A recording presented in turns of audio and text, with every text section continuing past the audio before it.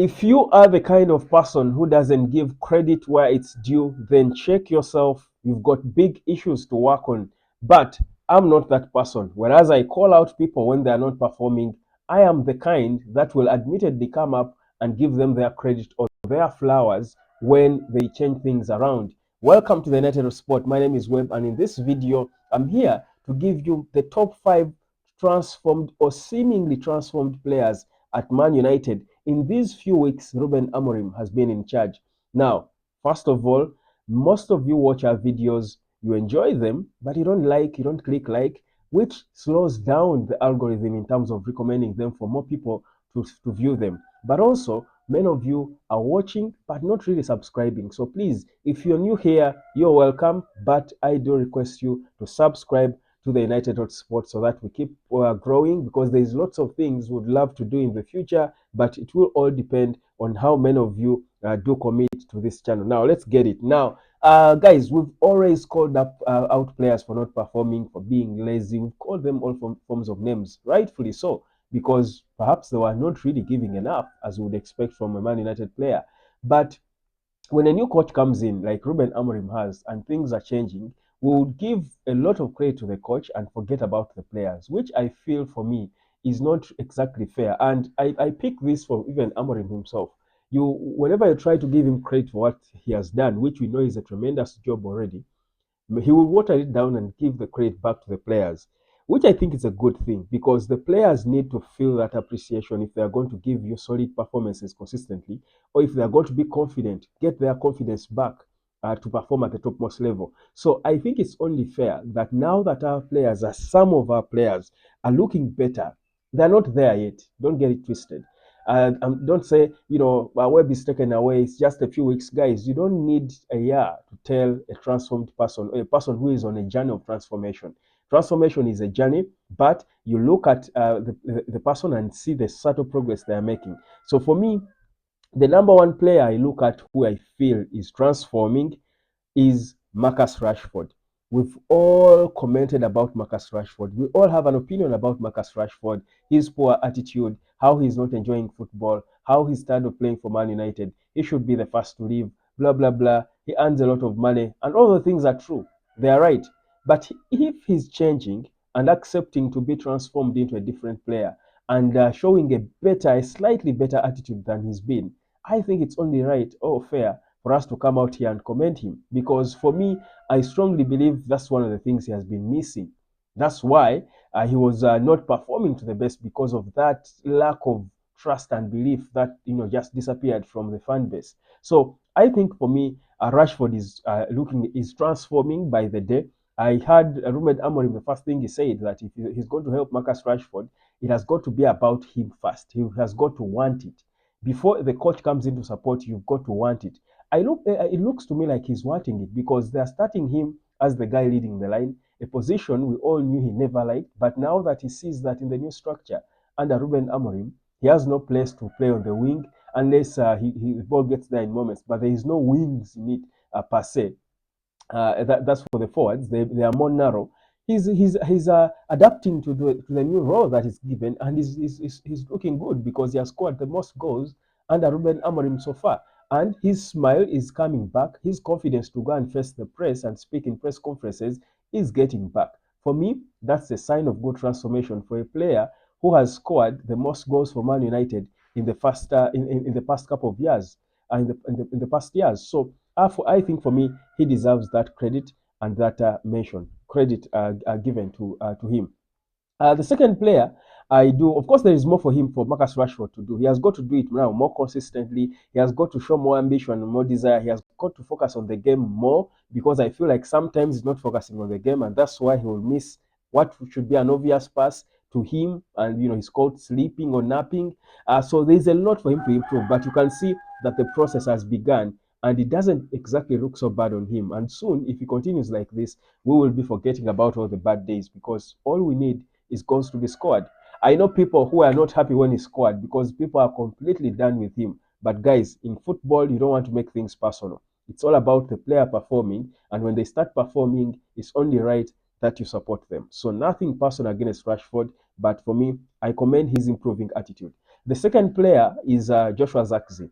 Zirkzee has scored now 2 goals, and of course, you will say, now 3 goals in total for Man United, still underwhelming. Obviously, it is underwhelming. But you look at the 2 goals he scored and how he played in that last game against Everton. This is a Premier League game, so in essence, it's a solid game because there are no easy Premier League games. Puts on such a performance, and even besides the goals he scored, I thought he generally had a good game, like Amorim himself admitted. My view is that a couple of people in the Man United fan base have been unfair on Joshua Zirkzee because of how fast they were taking him, not giving him time to adopt. I think it's mostly because of the expectation they had, considering that United was lacking in goals and there were issues. So McTominay leaves, and he's scoring goals at Napoli. So they felt that the replacement for him should be scoring goals for fun, day, night, and evening.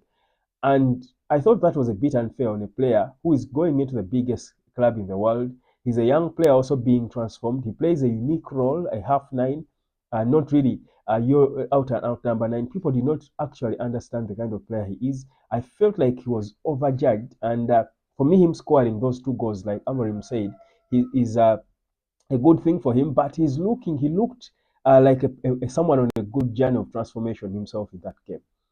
And I'll give you the reason at the end of this video why this is happening, why the transformation is happening and so quick to certain individual players. But you look at Zirkzee and see how he understands and appreciates the role that Amorim wants him to play in the team. And when called upon to do it, he will do it with, with open arms, with a smile on his face, with passion and energy and fire. For me, that's something that was not there in the team. You see that, and by the way, the 4 games that Ruud van Nistelrooy handled this team, some might underrate them, but those 4 games were few but important because they sort of handed over a better lot to Ruben Amorim. I get the sense that it would have been a different case if Amorim came in directly to replace Erik ten Hag without those 4 transitional matches under Ruud van Nistelrooy, because Van Nistelrooy did something to these players that Amorim came and inherited a lot that was different, that with a different attitude, some bit of subtle healing. So for me, I think this can also be created for the transformation we are looking at when it comes to some of these players. So the second player that I would say is transforming. Again, he has got to be consistent. He has got to do more, certainly, because this is Man United. You expect him to do more than just scoring 2 goals against Everton. But I think the journey is on and it's looking good. The third player I will talk about who has transformed and it's looking good is Amad Diallo. I think Amad Diallo is showing us a side of himself that perhaps is better than what we had seen, because we already knew that Amad Diallo is a good footballer.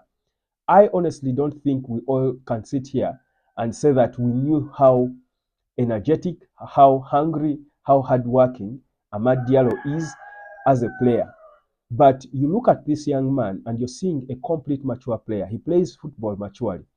He knows when to fight for the ball. He knows when to pass the ball. He knows when to attempt to shoot. He knows when to try and assist. You look at a mature player. I feel like Amad Diallo is showing us a side of him that we've not seen in a Man United player for so long. That desire, that heart for the team, the teamwork, the wanting to improve and learn. For me, the transformation with Ahmad has mostly been in his attitude, because his attitude was too bad under Erik ten Hag.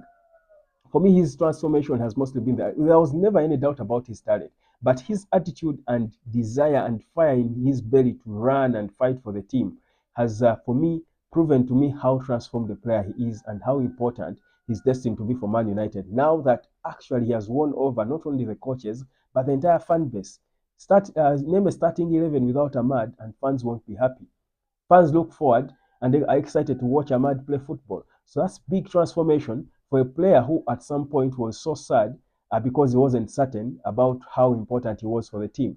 That for me is important transformation for this young man. So that's credit and big credit to Amad Diallo as a player. So for me, those are the 3 players who have transformed the most so far.